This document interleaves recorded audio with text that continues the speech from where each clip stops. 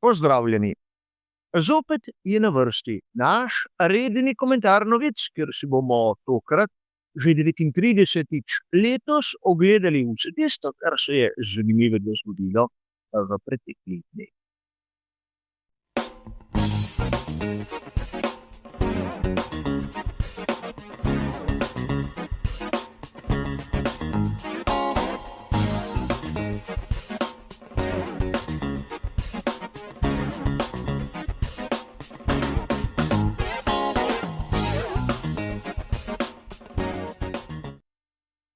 Tudi danes se bomo kot običajno ustavili pri 4 različnih temah in vkolikor vas zanima, kaj piše v citiranih člankih, imate bližnjice do originalov navedene v samem opisu. In kot dobro veste, slika v barvah pomeni, da navajam tisto, kar sem prebral v že prej citiranih člankih, medtem ko se slika spremeni v črno-belo, pomeni, da dodajam moje osebno mnenje oziroma moj komentar. Tudi tokrat smo na hitro obnovili pravila tega malce drugačnega formata, zato se lahko kar takoj lotimo prve današnje teme.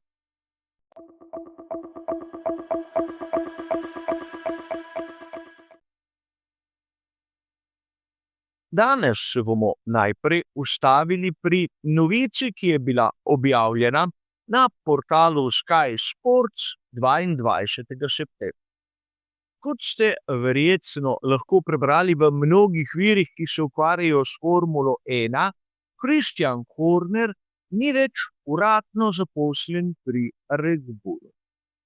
Novica, ki je podobna neki, ki smo jo slišali že pred tedni, ampak takrat je šlo samo zato, da so Hornerja izbrisali iz tistih poslovnih knjig, kjer so zapisane odgovorne osebe. Ampak tokrat so se domenili, kakšna naj bi bila odpravnina Hornerja in kdaj bi lahko začel delati tudi za druge ekipe. Kot poročajo viri, naj bi Horner dobil 75 milijonov funtov oziroma približno 100 milijonov dolarjev. Nekateri ne navajajo, ali bo šlo za enkratno ali pa za odročno odplačilo, ampak konec koncev to niti ni važno. Christian Horner bo lahko začel delati za konkurenco nekje v poletju 2026, kar pomeni, da bi se lahko njegov vpliv nekako čutil šele v sezoni 2027. In tu moramo dodati nekaj. Namreč mnogi so že začeli z špekulacijami, kje bi lahko Christian Horner nadaljeval svojo kariero. Omenjeno se je pred časom Cadillac, kjer so mesta v bistvu zasedena, in omenjalo se je Alpine.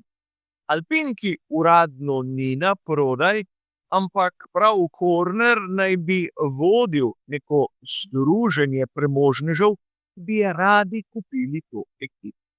Mi, navdušenci, si lahko predstavljamo, kako je ekipa Alpine na prodaj, namreč začeli bodo uporabljati pogonske sklope ter menjalnike Mercedes prav od naslednje sezone.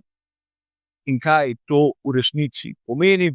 Konec koncev nič. Lahko se zgodi, da bo Christian Horner svojo prihodnost iskal kje drugje.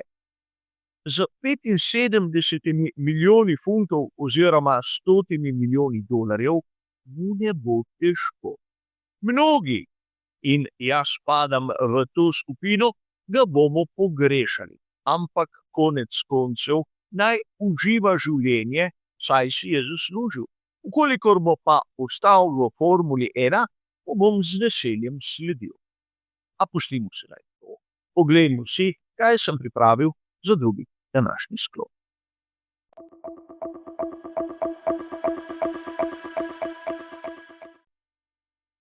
Kot poroča italijanska verzija spletnega portala motorsport.com, 24. septembra je George Russell še zmeraj brez pogodbe.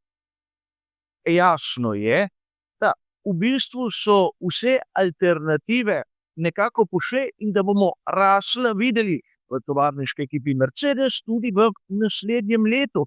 Ampak zakaj ni prišlo še do tega podaljšanja? Avtor ponuja dve razlagi oziroma dva razloga. Prvi je seveda finančni.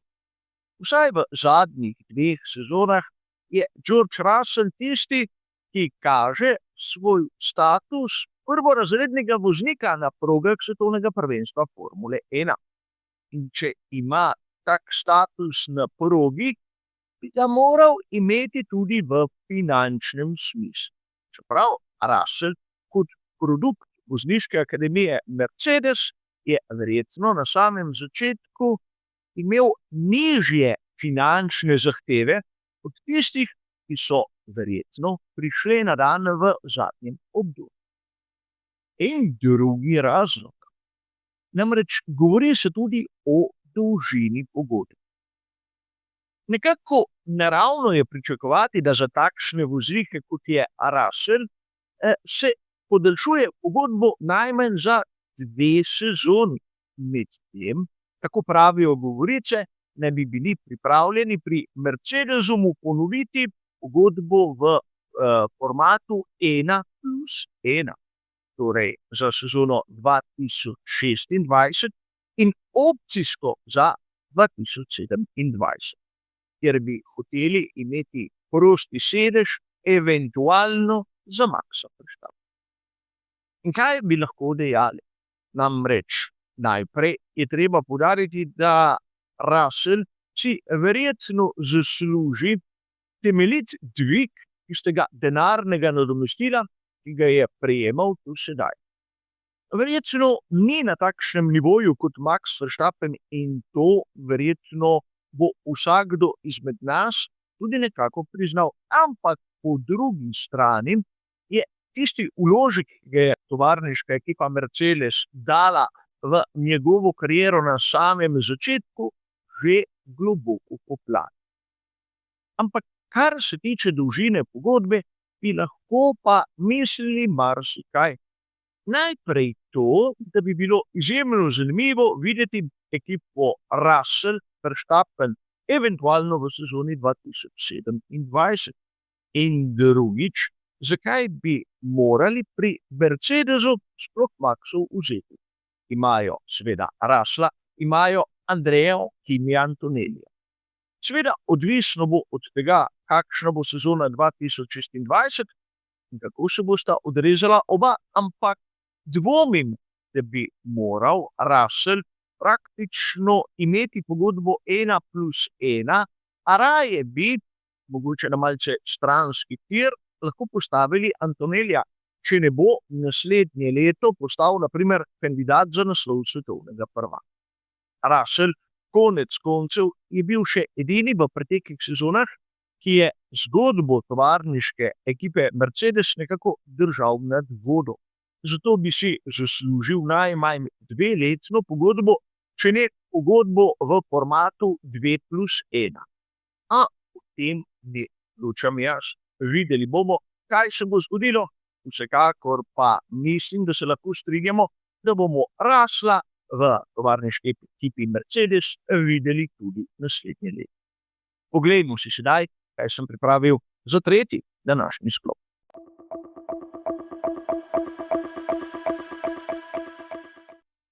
V današnjem tretjem sklopu se bomo ustavili pri izjavi Charlesa Leclerca, ki so jo 23. septembra povzeli v letnem portalu RaceFan. Charles Leclerc je malce demoraliziran, namreč trdi, da situacija v skuderiji Ferrari do konca sezone ne bo nič boljša od tiste, ki smo jo videli na primer na zadnjih dirkah po poletnem premoru. Dodal je tudi, da na primer lani so imeli na veliki nagradi Italije novo dno, ki jim je dalo nekaj zagona še na zadnjih dirkah v sezoni. Letos tega ni. In treba je biti iskreni, namreč razvoj vsaj tistih poglavitnih delov se je ustavil pri vseh ekipah, ki s polno paro delajo na projektih za sezono 2026.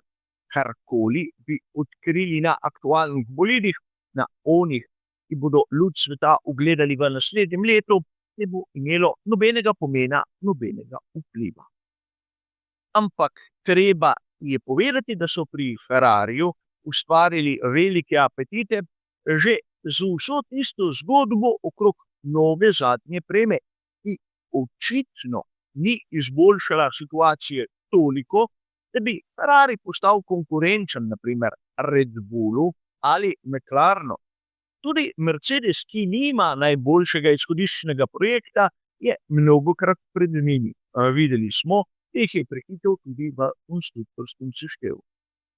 Zato tako pesimističen pogled Charlesa Leclerca je v bistvu razumljiv. Namreč jasno je, da nihče ne bo imel velikih izboljšav in da če je Ferrari zadaj, na primer bil na veliki nagradi Italije in veliki nagradi Azerbajdžana, ne smemo pričakovati neke revolucije v naslednjih dirkaških dneh. Kot običajno, pustimo se presenetiti, mi si pa oglejmo, kaj sem pripravil še za zadnji, četrti današnji sklop.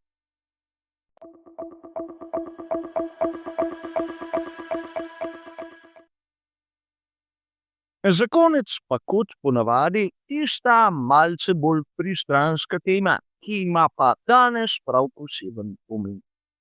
Kot poroča spletni portal motosport.com, 22. septembra smo lahko zasledili pri ekipi Williams prav prisrčno zgodbo.